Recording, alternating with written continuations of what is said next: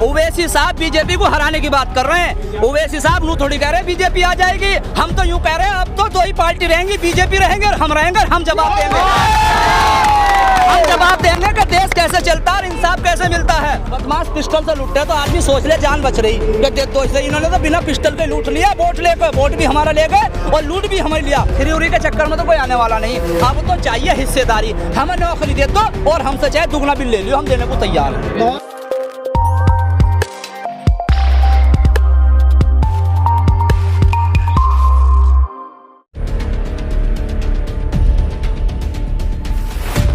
हमारे लोग देखिए, एक बात सुनो, मैं किसान आदमी हूँ और मैं खेती करता हूँ। जब पड़ोसी मेरे खेत में गन्ना काट कर ले जाएगा या गेहूँ काट कर ले जाएगा या धान काट कर ले जाएगा तो मैं तीसरे से थोड़ी कहूँगा, पड़ोसी से तो कहूँगा। वोट हमने सबसे ज़्यादा जो दिया तन मन धन से वो समाजवादी को तो दिया है, तो और हम किसे का हमला करें? मायावती को तो हमने जब दिया, जब हमारा प्रत्याशी आ गया, दिल से हमने कभी मायावती को वोट ही नहीं दिया। आप कह रहे हैं हमला थोड़ी करें, हम तो सच बात कहें। अगर हमारी सच बात कहनी भी हमला लग रही तो भैया ठीक है, फिर ऐसे ही मान लो, हम तो ऐसे ही कहते रहेंगे। मतलब इस बार वोट काटने का पक्का इरादा? वोट का, अरे कैसी बात कर रहे हैं, 7% वाले 21% वालों का वोट ले रहे हैं। हम वोट काट रहे, बल्कि वो हमारा वोट काट रहे हैं, हम उनका वोट नहीं काट रहे। हमारे बीच में कभी विधायक कहेगा अल्लाह नाम पा जा, कभी मुसलमान के नाम पा जा, कभी भाजपा को डराने के नाम पा जा, वोट तो वो काट रहे हैं हमारा। अगर उनको वोट कटने का इतना खतरा है, और वो बिहार की भी मिसाल देंगे, बिहार में ओवैसी साहब ने हरा दिया तो और गठबंधन करो, कौन मना कर रहा? और शर्तों पर गठबंधन करो। हमने कहा हमारा डिप्टी सीएम बनाओ, तो वो उससे पहले डिप्टी सीएम का नाम नहीं था। अब कह रहे हैं 5 डिप्टी सीएम बनाऊंगा, तुम 5 अब कहाँ से बना दोगे? कौन सी कस्तूरी तुम्हारे पास आ गई 5 बनाने वाली? सब बेवकूफ़ बनाने वाली बात तो है। वोट हम नहीं काट रहे क्योंकि उनका समाज तो बीजेपी पर चला गया। अगर मैं गलत कह रहा हूँ, बराबर में कन्नौज लोकसभा पड़ती, वहाँ डिम्पल यादव हार गई, और उसके बराबर में एटा मैनपुरी पड़ती, सारा यादव चला गया। आमला में देख लो, चलो पश्चिम में तो यादव इतना, संभल में देख लो, संभल में देख लो भाई कितने से जीते हैं, 5,500 से तो जीते हैं साहब। वो भी मुसलमानों ने, दलितों ने एक जगह होकर वोट दिया, तो वोट तो उनका भाग गया बीजेपी में। अब तो वो हमारा वोट काट रहे हैं। आप कह रहे हैं अल्लाह और मुसलमान का और बीजेपी का डर दिखा करके वोट ले लेते, तो ओवैसी साहब भी तो यही कह रहे हैं बीजेपी को हराएंगे और अल्लाह के नाम पे। मतलब देखिए, ओवैसी साहब बीजेपी को हराने की बात कर रहे हैं। ओवैसी साहब नू थोड़ी कह रहे हैं बीजेपी आ जाएगी, हम तो यूं कह रहे हैं अब तो दो ही पार्टी रहेंगी, बीजेपी रहेंगे और हम रहेंगे। हम जवाब देंगे, हम जवाब देंगे कि देश कैसे चलता है और इंसाफ कैसे मिलता है। ये जो डराते, यही तो डराते हैं कि अरे भाई देखो, हम कहते तर्क देते हैं कि भाई हम तो अपनी पार्टी को वोट देंगे, तो वो नीचे बनकर नु कहेंगे बात तो तुम्हारी ठीक है मगर बीजेपी आ जाएगी। 4 साल 11 महीने तो हमें कुछ नहीं कहने के, ना हमारे मरने में, हमारे जीने में, ना बच्चे की नौकरी में, ना थाने में, ना पुलिस में। 1 महीना आएंगे और बस बीजेपी से डराएंगे। अब हमने डरना छोड़ दिया, अब हमें पता चल गया मौत आनी एक बार। बीजेपी 14 में आ गई, बीजेपी 19 में आ गई, बीजेपी 17 में आ गई, इससे ज्यादा अब नहीं आ सकती। तो अब हम भी नहीं अब हमारे पास ठेका नहीं है बीजेपी को हराने का। जो ठेका हमारे बुजुर्गों को था, अब हमने उनसे भी टेंडर कैंसिल करा दिया कि तुम घर बैठो, अब काम करेंगे हम। अखिलेश यादव कह रहे हैं 400 सीटें लेकर आएंगे, तो अखिलेश यादव बीजेपी को हराने का काम तो कर रहे हैं ना पूरा? बीजेपी को हराने का अखिलेश तो आपको खुद भी चुनाव लड़ो, खुद भी जीत जाओ। तुम बीजेपी की बात कर रहे हो? बीजेपी के सामने अखिलेश, देखो एक बात सुनो, यहाँ उत्तर प्रदेश के अंदर जो मुकाबला है वो मुसलमानों के वोट से है, दलितों के वोट से है और जो ओबीसी समाज का उनके से है। अब अखिलेश जी मुकालते में, और गलती उन बेचारों की भी कुछ नहीं। देखो वो तो बैठे अपने एसी के रूम के अंदर, वो जो टिकट धारी ना, वो तो जहाँ 2.5 लाख वोट होना विधानसभा में 5 गिनवा यहाँ, और वो कहे जी बस तुम्हारा ही तुम्हारा सब कुछ। ये तो पता जब चलेगा जब 22 तारीख के वोट पड़ जाएंगे और खुलेंगे, जब पता चलेगा क्या होगा क्या नहीं होने का। इससे पहले तो उन्हें हरा ही हरा चमक रहा है। जैसे गधा हो ना, गधा तो गधे की आंख पर चश्मा लगा दो हरा, तो वो सूखी घास भी खा जा हरी समझ कर। तो ऐसे ही अखिलेश जी का हो रहा काम, वो बस हरा ही हरा चमक। मैं अखिलेश जी को गधा नहीं कह रहा, मैं तो एक मिसाल दे रहा हूँ। गधे होते तो मुख्यमंत्री थोड़ी होते, हमारे देश में गधे भी मुख्यमंत्री बनने लगे। ऐसा कुछ है, वो तो मुख्यमंत्री रहे हैं, गधा नहीं। किसानों के नेता राकेश टिकैत कहते हैं कि बीजेपी के चचाजान है ओवैसी जो है। देखिए, राकेश टिकैत साहब किसानों के नेता नहीं है। अगर वो किसानों के नेता होते तो जो फार्मूला उनके पास वो सब किसान को बताते। उनके पास 40 बीघे ज़मीन है, आज वो करोड़पति हो गए। हमारे पास भी ज़मीन 40 बीघे, हमारे पैर में ये 200 रुपए की जुत्ती, इससे पहले 1000 रुपए का जुत्ता नहीं आज तक। एक ट्रैक्टर ले लिया था 3 साल पहले, उसका ब्याज अभी तक दे रहे हैं, लोन भर रहे हैं हम अभी। और उनके पास 40 बीघे ज़मीन है, उनकी मुजफ्फरनगर में खोटी, पेट्रोल पंप, न जाने कितनी दौलत उनके पास है, वो कहाँ से लाए भाई? अरे तुम लड़ाई मत लड़ो किसानों की, तुम हमें वो फार्मूला बता दो 40 बीघे से तुमने इतनी दौलत कहाँ से इकट्ठी कर ली, हम भी वही फार्मूला ले लेंगे और फिर तुम मत लड़ियो, हम लड़ेंगे सरकार से। फिर तो सरकार से हम लड़ेंगे, ये कुछ नहीं। जब राकेश टिकैत के परिवार को, रिश्तेदार को टोल टैक्स में कोई पकड़ ले कि टोल दो, तो वो दे धरना, अरे भैया जनता बचाओ किसान बचाओ, बाकी कुछ नहीं। जब कहीं से हो जा सेटिंग। देखो एक बात सुनो, शुगर मिल जितनी बनी हुई थी ना, 9 शुगर मिल बनी थी सन 2012 के 15 के बीच में, उसमें जितने भी होंगे वो राकेश टिकैत के रिश्तेदार होंगे, उसके अंदर नौकरी करने वाला कोई और नहीं होने का। इनका तो सौदेबाजी चलो धरने के नाम पर, और कुछ नहीं होता, सौदेबाजी चलती पूरी। अच्छा, 2012 से 17 तक अखिलेश यादव की बहुत अच्छी सरकार चली थी, मुसलमानों के लिए भी काम करवाया था उन्होंने। क्या काम करवाया जी, एक बताइए। की बाउंड्री भी करवाई थी। देखिए भैया, कब्रिस्तान की सुनियो, मेरी बात सुनियो। 4 वादे करे थे अखिलेश जी ने। एक वादा करा था मुसलमानों की जान माल की हिफाजत होगी, दूसरा वादा करा था मुसलमानों के नौजवान जो जेलों में बंद हैं उनको रिहा करा जाएगा, तीसरा वादा करा था मुसलमानों को 18% नौकरी दी जाएगी, चौथा करा था कब्रिस्तान की बाउंड्री। बिल्कुल बात सही कह रहे हैं आप। देखो अखिलेश जी ने हमारे जिंदों का कोई इंतजाम नहीं करा, ना तो जान माल की हिफाजत हुई। सबसे बड़ा दंगा मुजफ्फरनगर इस तरीके से 42 दंगे हुए, डासना, मसूरी, कोसीकला, इलाहाबाद, फैजाबाद और आजमगढ़ में हुआ। हमारी माँ बहनों की इज्जत लूटी गई, वहाँ कत्लेआम किया गया, ढोलों की आवाज पर वहाँ मुसलमानों का कत्ल किया गया। हमें नौकरी 1% नहीं मिली। कुंडा के DSP जियाउल हक को सपा के गुंडों ने मार दिया गया। हमारा कोई भी नौजवान जेल से रिहा नहीं हुआ। हमारे मौलाना खालिद मुजाहिद और मौलाना तारिक साहब को पुलिस की सुरक्षा में बाराबंकी में मार दिया गया। 3 काम जिंदों का कोई नहीं करा, एक काम उन्होंने मरने के बाद का इंतजाम का किया, कब्रिस्तानों की बाउंड्री कराई है। तो ये अखिलेश जी ने दिखा दिया कि भाई जिंदों के लिए मेरे पास कुछ नहीं, मरने के बाद का इंतजाम तो मैंने कर ई-रिक्शा भी तो दिया जाए ना। अब ई-रिक्शा, भाई ई-रिक्शा का हम कहाँ मिली, ई-रिक्शा वैसे दे दी नाम 4 को, वो ई-रिक्शा हम वापस करेंगे उन्हें।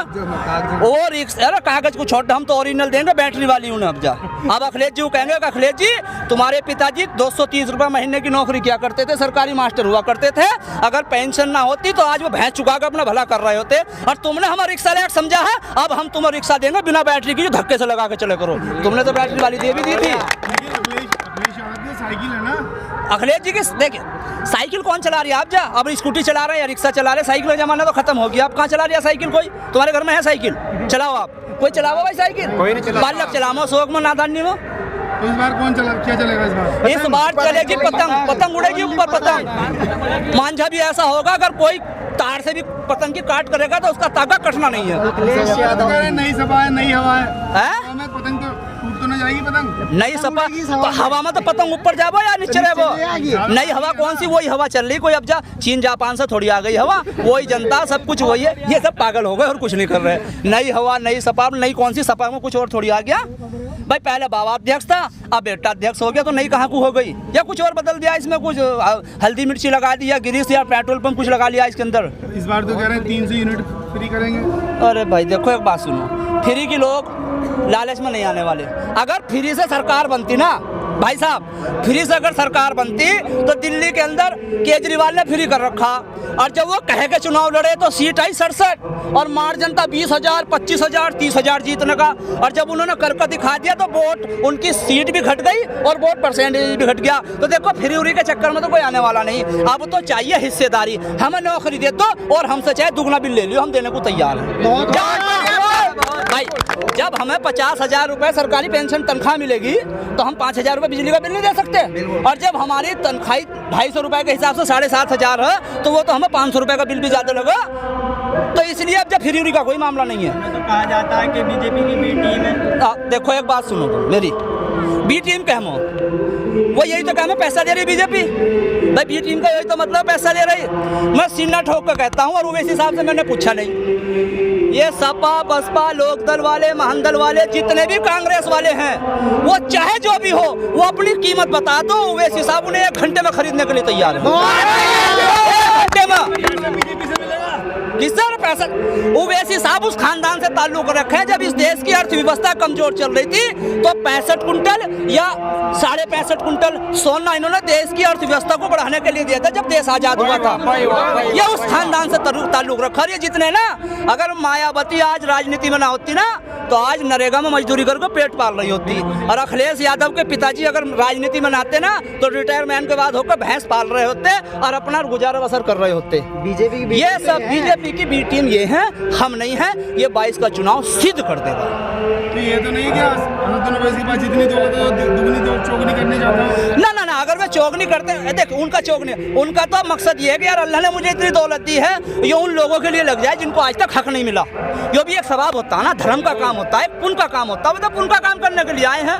वो ऐसे साहब तो दौलत दुगनी करने के लिए थोड़ी आए हैं। दौलत दुगनी उन्हें करनी होती है तो निजाम हैदराबाद की सरजमी से ताल्लुक़ रखते हैं, और वो तीसरी बार MP बने हैं, और वो लोकसभा के वो सबसे बड़े स्पीकर हैं, मतलब बोलने वाले हैं, और इस देश की राजधानी में सबसे पढ़े लिखे हैं। ऐसा कुछ नहीं है, पैसे के भूखे तो अखिलेश यादव मायावती है, इनकी आप जांच कराओ, अगर ये जेल में ना चले जा, अमित शाह की जांच जेल कराओ, तो वो जांच कराओ तुम इनकी MP MLA की। ये है पैसों के भूखे भाई। एक MP को तनख्वाह मिलती है 1.5 लाख रुपए, 5 साल जो आ रहा है 12 पंजे 60 लाख रुपए हो गए, और 6 पंजे 30, यानी कि 3 करोड़ रुपए उन्हें मिले। उनका हिसाब जोड़ लो, खर्चा भी होगा। विधायक को मिले 80,000 रुपए, जोड़ो 5 साल में कितने इकट्ठे हुए। और एक विधायक जब बन जा, वो 50 करोड़ रुपए की संपत्ति इकट्ठी कर ले।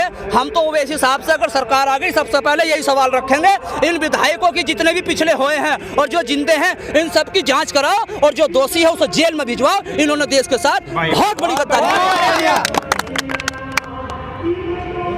गद्दारी की है इन लोगों ने, बहुत बड़ी गद्दारी, लुटेरा। इन्होंने दोनों हाथों से लुटा। देखो बदमाश पिस्टल से लुटे तो आदमी सोच ले जान बच रही कि दे दो इसे। इन्होंने तो बिना पिस्टल के लूट लिया, वोट भी हमारा ले गए और लूट भी हमें लिया। वो पैसा हमारा ही तो।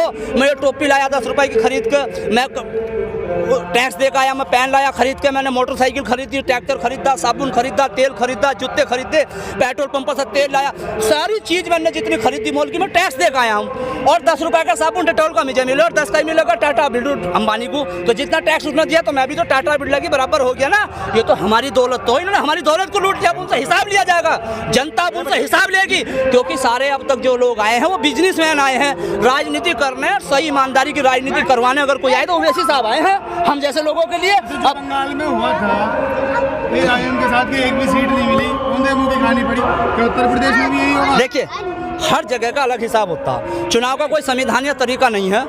सड़क बनाने का तरीका, कपड़े सीने का तरीका, बाल काटने का तरीका, खेती करने का तरीका, कि भाई ऐसे करोगे तो ऐसा हो जाएगा। देखिए राजनीति में चुनाव लड़ने का कोई तरीका नहीं है। कौन सा तरीका कहाँ फिट हो जाए ये कुछ पता नहीं। वो बंगाल था या यूपी है, पता चल जाएगा और 6 महीने में। मतलब बंगाल वाला हाल होगा? नहीं, हाल बंगाल वाला क्यों होगा? वो कुछ और मामला था, यहाँ कुछ और रहेगा। बिहार वाला वोट काटने वाली बात? नहीं, बिहार में तो 5 विधायक है, वोट काटने से का मतलब रहेगा हिस्सेदारी की बात। अब यहाँ हिस्सेदारी की होगी। देखिए बिहार में हमारे 5 विधायक हैं, वोट नहीं काटते हमने, बल्कि इन्होंने हमारे वोट काट लिए। नहीं, हमारे तो 13 और जीतते 14, हम तो 19 के 19 जीत रहे थे। हम तो 19 के 19 जीत रहे थे वहाँ। तो आपकी वोट कट गए? हमारे वोट कट गए वहाँ। उत्तर प्रदेश में 100 सीटों पर लड़ाई, कितने वोट कट पाएंगे?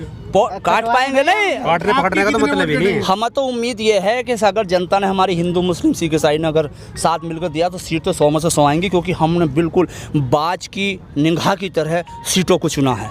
हम वैसे नहीं है धूल में लड़ने चला रहे कि खालू का आ गया, मौसा का आ गया, चचा का आ गया, टिकट दे दो, चुनाव लड़ लो, हवा चल रही। हम तो एक कदम फूंक फूंक कर रख रहे हैं। हमें उम्मीद तो ये कि 100 की 100 सीट जीतेंगे, नहीं तो 50 से 60 सीट हम जरूर जीतेंगे। और सरकार में हमारी हिस्सेदारी होगी, और अति दलित, अति पिछड़ों, हिंदू मुसलमान को सबको इंसाफ मिलेगा। और नारा होगा कि एकता का राज चलेगा और हिंदू मुस्लिम सिख ईसाई साथ चलेगा। लेकिन ओवैसी साहब और ज़्यादातर पार्टी के लोग तो मुस्लिम करते हैं। भाई मुस्लिम ओवैसी साहब नो करते। सुनो मेरी बात सुनो, फिर वही बात आ गई।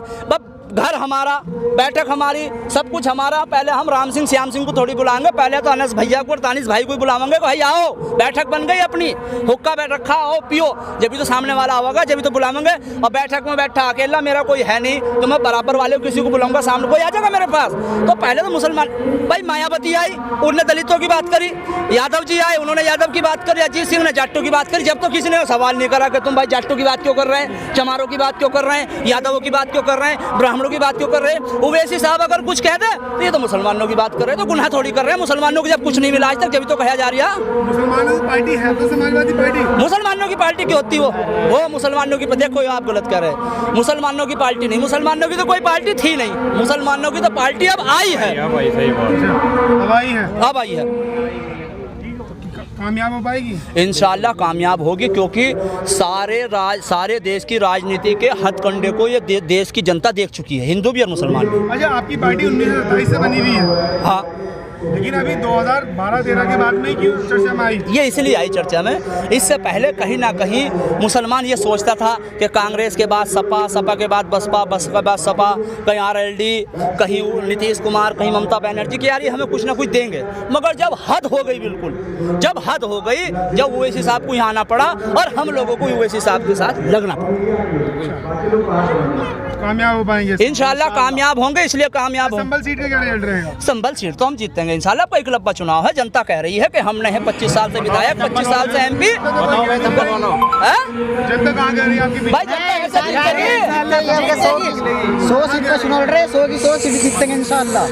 संभल सीट जीतेगी, आप बेफिक्र रहो। अच्छा 6 बार के विधायक हैं वो, जिनके सामने आपकी तो कोई वो उनके पास सुनियो, 6 बार के हो, 10 बार के, हमने तो 9 बार के हारते देखे हैं। आप ये भूल गए जनता का जो तमाचा हो ना, जनता का जो जहाँ चुनाव जनता लड़े, जब से बीजेपी और आरएसएस का ही सांसद रहता था और उसके बाद इम्तियाज जलील साहब पहली बार चुनाव लड़े और पहली बार में जीत गए, और अब इंशाल्लाह उन्हें कोई हराने वाला नहीं है। जनता का जो तमाचा होता है वो बड़ा आहिस्ता का होता है। दिल्ली के अंदर आपने देखा होगा 25 गज वाले और 2 पट्टी के चप्पल वाले विधायक बन गए, और ऐसे ऐसे जो हारे जो 5-5 बार के विधायक थे।